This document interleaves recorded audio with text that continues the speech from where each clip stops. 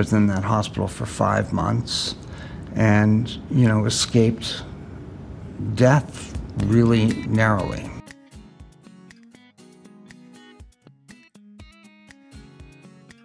Syd Barrett. Pink Floyd is considered one of the greatest rock bands ever. Sadly, the man who started it all was not there for the takeoff. Syd Barrett established the band's experimental sound with the aid of LSD.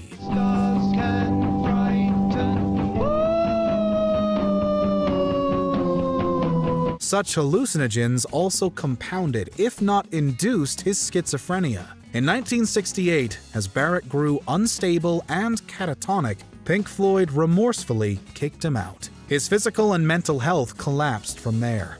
The band didn't even recognize the man they wrote "Shine On You Crazy Diamond" for when he attended a recording session.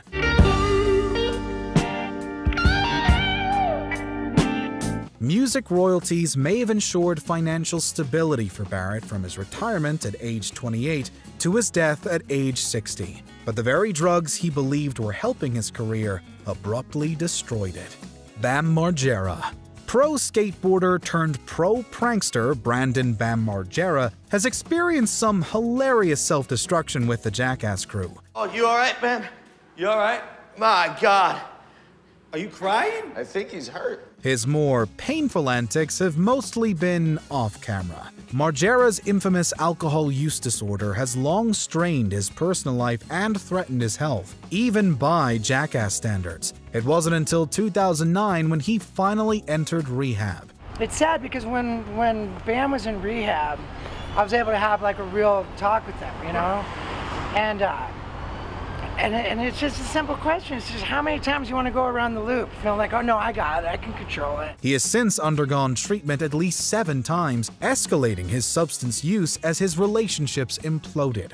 He at least had the old crew, until his volatile behavior got him fired off of Jackass forever. His public image is now dominated by belligerent social media rants and custody battles. How much? How you been? High five!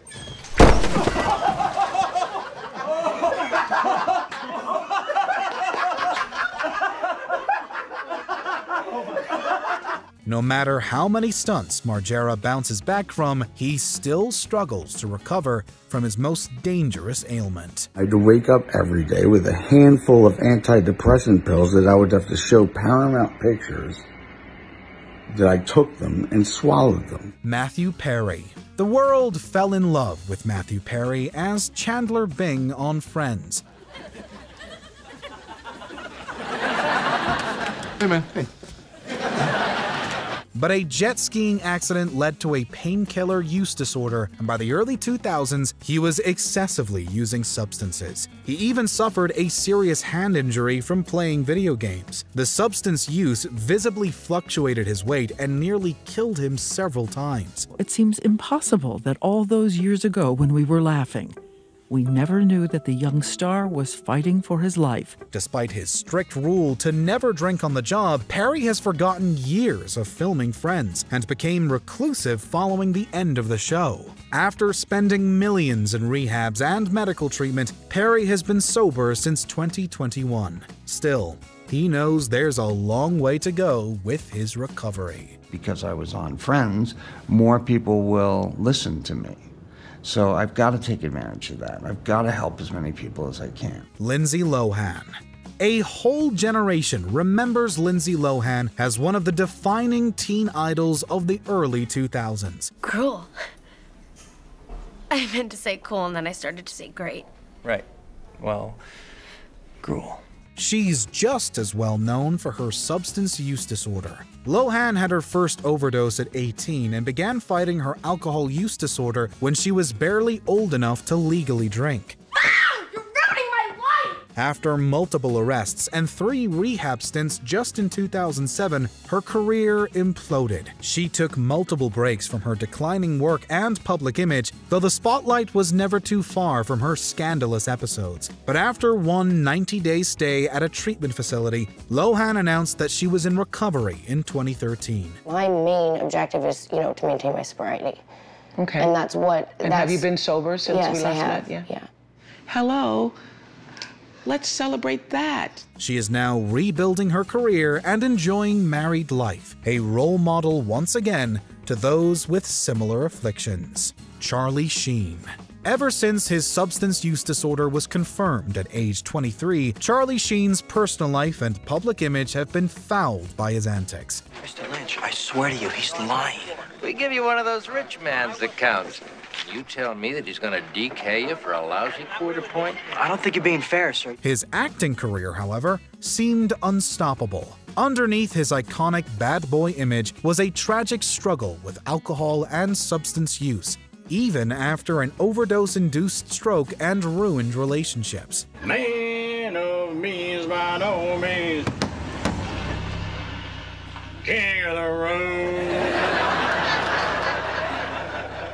Los Angeles, thank you. But in the 2010s, Sheen's behavior and ego finally got the better of him.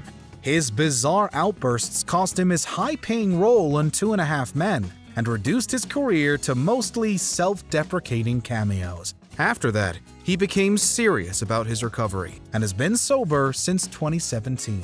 He still has a lot of work to do in his career with his past reputation and ongoing scandals. You know, glean from those who have gone before you some knowledge, some tools, some experience, some hope. Anna Nicole Smith. Supermodel actress Anna Nicole Smith may be more famous for her tabloid magazine appearances. Her lengthy legal battle for late husband J. Howard Marshall's fortune was partly undercut by her financial irresponsibility. Smith spent a fortune of her own on alcohol and prescription pills. This substance use disorder was intensified by her son's own death by overdose. Are you doing okay? Did you order you something to eat? Yeah, what'd you eat? Pizza. Huh? Pig snot. No, pizza. Oh, pizza. In 2007, Smith died from a combination of 9 different drugs. Her legacy has since been as consumed by vice as her life was. And if I ever record an album, I want this guy to produce mine. Make me beautiful duets. Smith is still mourned as a victim of exploitation that enabled her afflictions. Her boyfriend and psychiatrist were eventually convicted of conspiring to overprescribe her. However much agency Smith had in her disorder, she sadly didn't have much over it. I don't do drugs. I mean, this is hard drugs that they're trying to say. You know, I had Vicodin and Xanax. That's prescription drugs that I have to take. Steve Howe.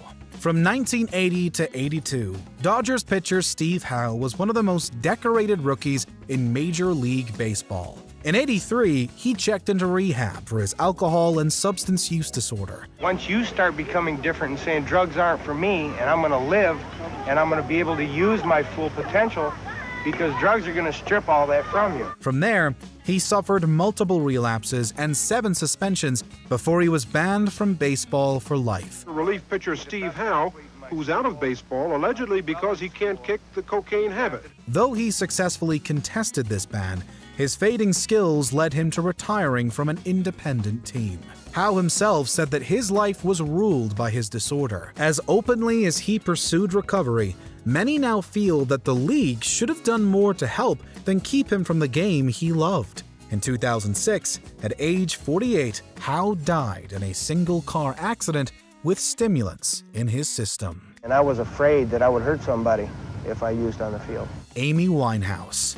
Amy Winehouse was one of the 2000s most distinctive voices in mainstream soul and jazz. It was never a secret that she suffered from a chronic alcohol and substance use disorder. Her signature song was about refusing to attend rehab. They try to make me go to rehab, I won't go.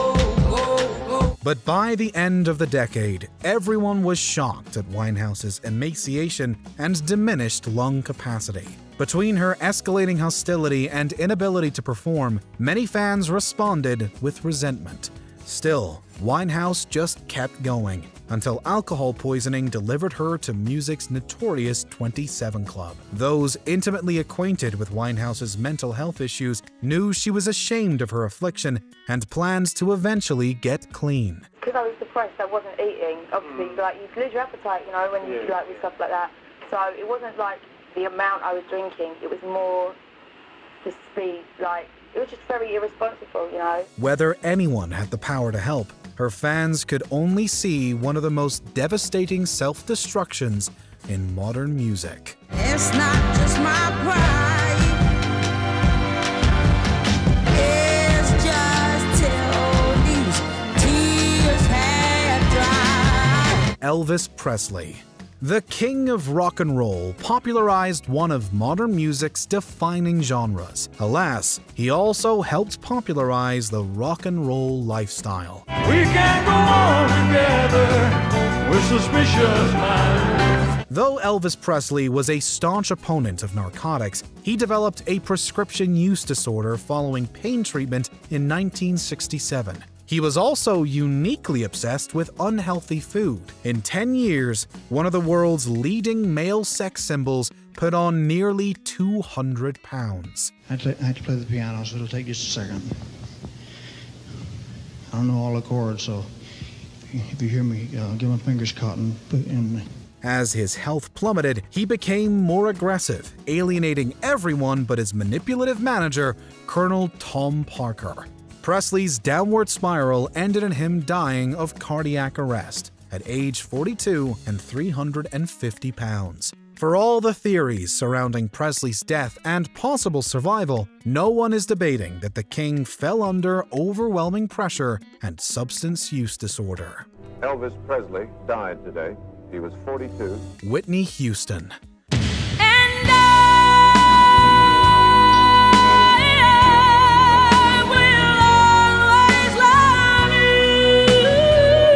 Affectionately dubbed The Voice, Whitney Houston is considered one of the all-time great pop singers. She's also considered one of the most tragic for her substance use disorder to cope with stardom and personal issues. I thought I'd never make it through. I had no hope to hold on to. I thought I might break. The public first became aware of this after Houston married Bobby Brown, then introduced him to cocaine. Made mistakes before, but now I understand that those mistakes were for. The couple spent their marriage enabling each other. Brown eventually got clean, but not before his ex-wife drowned in a hotel bathtub in 2012 with 5 different substances in her system. Houston had entered rehab only twice, downplaying the problem that corrupted her image and domestic life. The voice that made her a legend was also deteriorating. Houston remains a legend all the same, but with a legacy haunted by ailments.